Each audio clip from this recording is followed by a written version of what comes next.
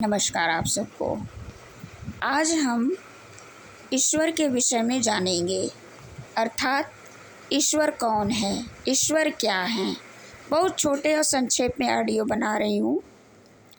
मेरे विचार से ईश्वर सबसे बड़े डॉक्टर, सबसे बड़े इंजीनियर, सबसे बड़े दानी, सबसे बड़े सबसे बड़ी माता, सबसे बड़े पिता, यानी ईश्वर सब कुछ है। ईश्वर के पास अष्ट सिद्धियाँ, नौ निधियाँ, ईश्वर के पास संपूर्ण कलाएं, सबसे बड़े चित्रकार, सबसे बड़े विद्यावान, सबसे बड़े विद्वान, सबसे बड़े बुद्धिमान, यानी सब कुछ है ईश्वर।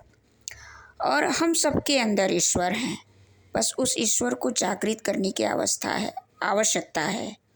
और ये हम कैसे कर सकते हैं?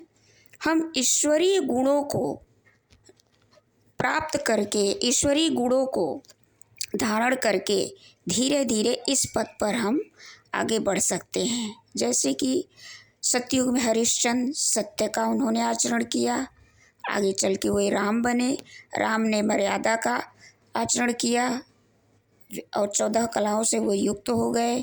फिर वो श्री कृष्ण बने।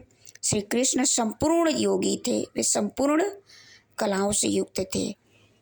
वो योगी जो होता है, आप किसी भी अवस्था में हो, आप यदि उन्हें मानते हैं, विश्वास करते हैं, तो वो आपकी सबसे बड़ी सर्जरी करते हैं, सबसे बड़ी विद्या देते हैं, सबसे बड़ा ज्ञान देते हैं, सब कुछ वो आपको देते हैं। वो संपूर्ण योगी होते हैं, इसलिए ईश्वर को योगी कहा जाता है। तो इस ऑडियो से जिनके मन में ये प्रश्न रहा होगा कि ईश्वर क्या है, उन्हें मेरे समझ से इस ऑडियो से थोड़ी मदद मिलेगी। और अभी मैं छोटे छोटे बना रही हूँ ऑडियो। आगे चलकर आप लोग यदि प्रश्न करेंगे तो आगे और चर्चा होगी, लेकिन ये इतनी सी बातें आप लोगों को ईश्वर समझने में सहायता मिलेगी। धन्यवाद।